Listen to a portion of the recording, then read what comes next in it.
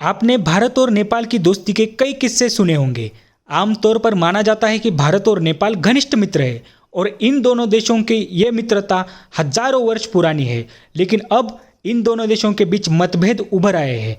स्थिति ये हो गई है कि नेपाल ने उत्तराखंड में स्थित 3 महत्वपूर्ण इलाकों पर अपना दावा जता दिया है। आज हम इसी पर बात करने वाले हैं। तो हेलो फ्रेंड्स, मेरा नाम है पवन राज, आप देख रहे हैं स्मार्ट लिगिटी यूट्यूब चैनल। चलिए वीडियो को शुरुआत करते हैं। इसके पीछे की थोड़ी सी हिस्ट्री देखते हैं। जब इंडिया पर ब्रिटिश का राज था, ब्रिटिश नेपाल में भी अपना राज करना चाहते थे।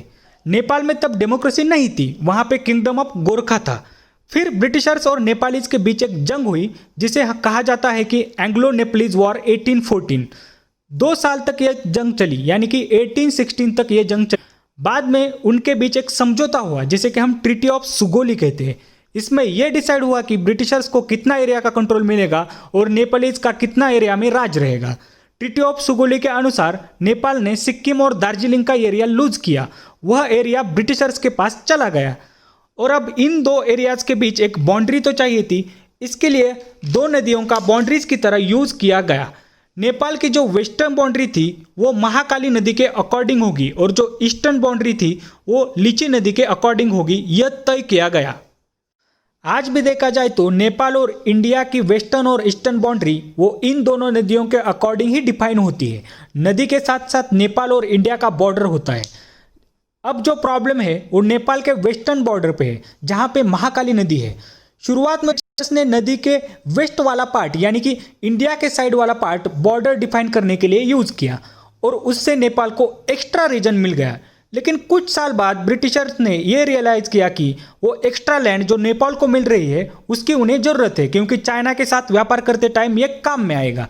बाद में ब्रिटिशर्स ने बड़ी होशियारी से 30-40 साल बाद यानी कि 1860s में उन्होंने अपना नक्शा बदला और उन्होंने मैप में जो ईस्ट साइड की रिवर है उसे अपनी बाउंड्री बताने लगे। और नेपाल के हिसाब से यह हिस्सा उनके ज़्यादा किसी का काम का नहीं था।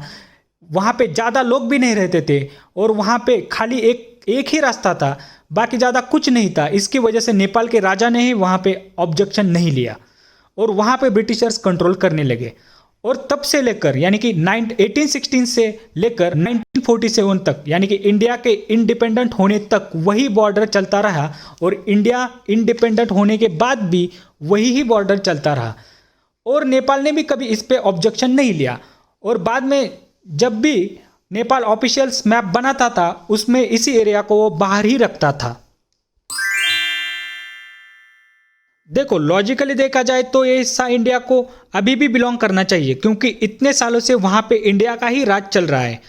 जवाब में अब नेपाल बोल सकता है कि 1990s के बाद ही नेपाल में डेमोक्रेसी आई है और उससे पहले जो किंगडम थे उनको कुछ प्रॉब्लम नहीं था, वो अपना खुद का राज चलाते थे।